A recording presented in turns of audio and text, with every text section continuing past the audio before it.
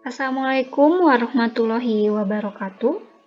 Sampurasun, wilujeng siang barudak, tepang deui sareng ibu dina pangajaran bahasa Sunda.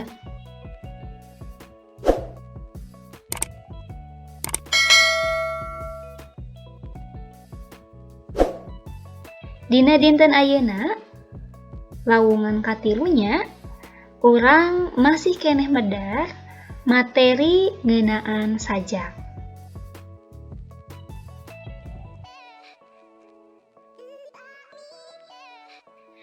Mingguan kamari, hidup parantos diajar ngeunaan unsur-unsur sajak. Parantos uninga, unsur-unsur teh aya adegan lahir sareng aya adegan batin. Janten terang, wangun sajak teh kedah tiasa milih kecap anu sae. Aya gaya basa sareng aya purwakanti. Teras aya amanatna, aya rasa, aya jejer. Tadinten ayeuna anu baris dipedar teh nyaeta wangun sajak. Ayeuna anu baris dipedar teh nyaeta maham wangun atanapi bentuk sajak. Tah, di dieu ditilik tina wangun jeung eusina sajak teh aya rupa-rupa. Di antarana di dieu anu baris dipedar teh nyaeta sajak lirik, sajak epik, sareng sajak dramatik.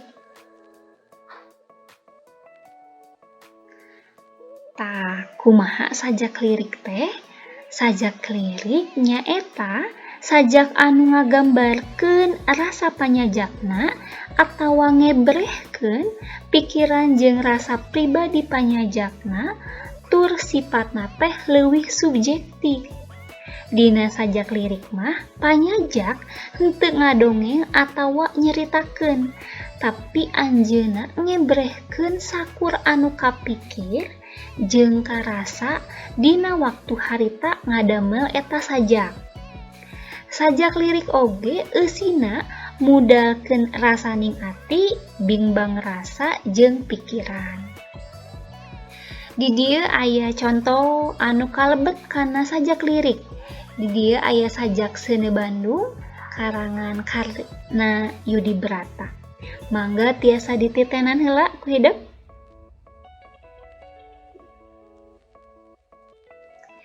Ieu sajak teh dicetak tina 100 sajak Sunda dina taun 1882.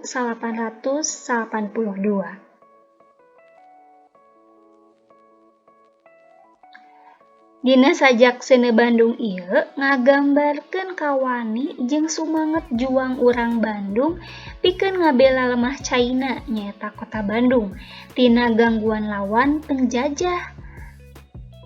Eta sumanget jeung kawani teh diebrehkeun ku panyajak ti mimiti pada lisan kahiji jeung kadua, anu mana disimbolkeun ku kecap seuneu jeung geni atawa getih sarta kecap sakti anu bisa dihartikeun rupa-rupa akal, tarekah, siasat, jeung kayakinan urang Bandung anu digambarkeun ku kecap Cikapundung. Eta sumanget juang teh moal sirna atanapi moal pareum najan ngalawan musuh anu leuwih kuat jeung samakta atanapi langkep pakarangna nu kapangarang diibaratkeun ku laut kidul.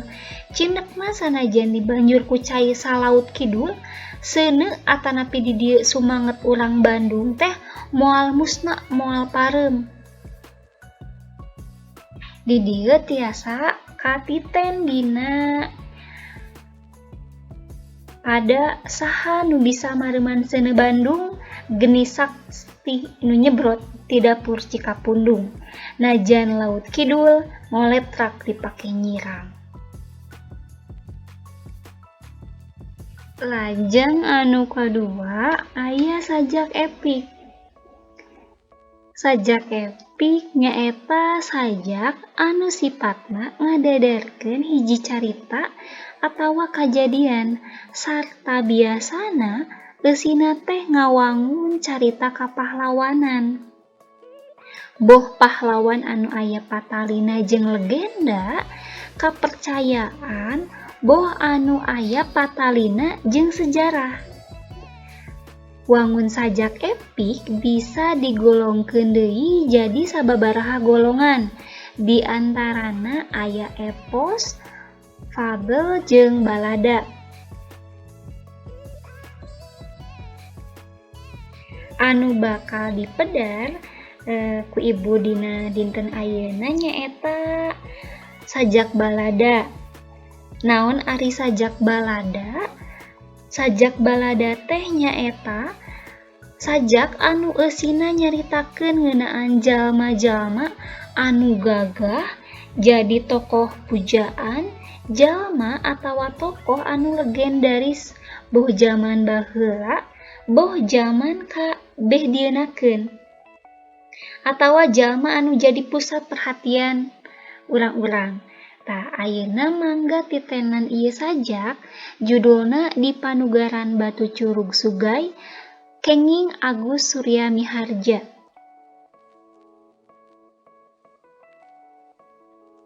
Tah eusi sajak nu nembe bisa dicaritakeun deui atawa dituliskeun deui dina wangun basa sejen upamana prosa. Ngarobah wangun basa sajak kana wangun basa sejen disebutna paraprase. Hidup tangtos uningannya.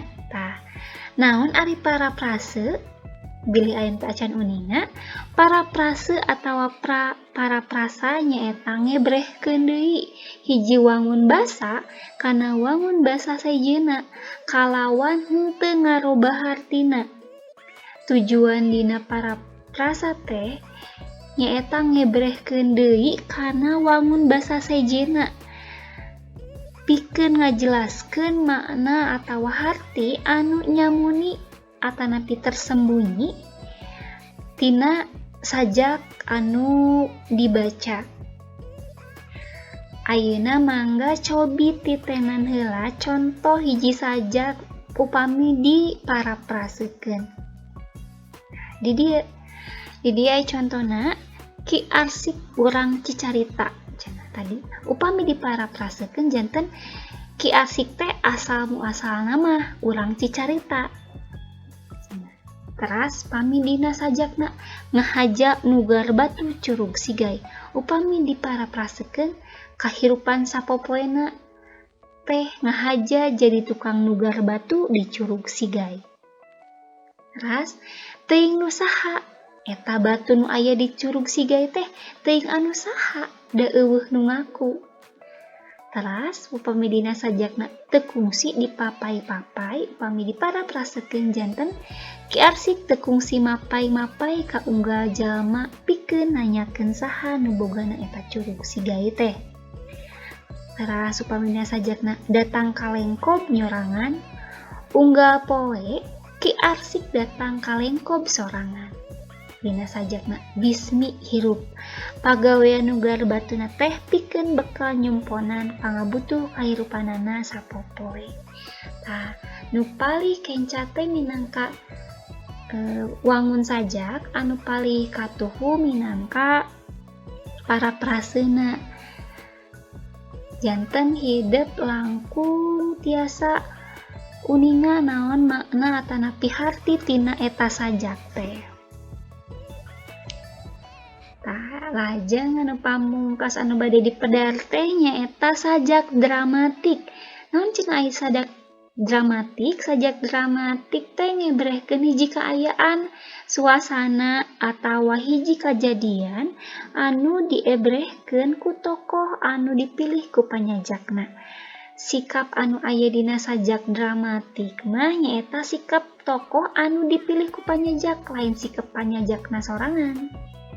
Tah, sikap tokoh bisa kagambar tina monolog panjang ngeunaan hiji kajadian atawa suasana kritis anu keur disanghareupan. Sajak dramatik kaasup salah sahiji wangun sajak anu kalawan objektifnya ngagambarkeun kalakuan hiji jalma boh kulaku lampah, obrolan Boh ku monolog nepi ka bisa ngagambarkeun carita atawa kajadian anu tangtu. Eta teh saur Aminuddin 1887.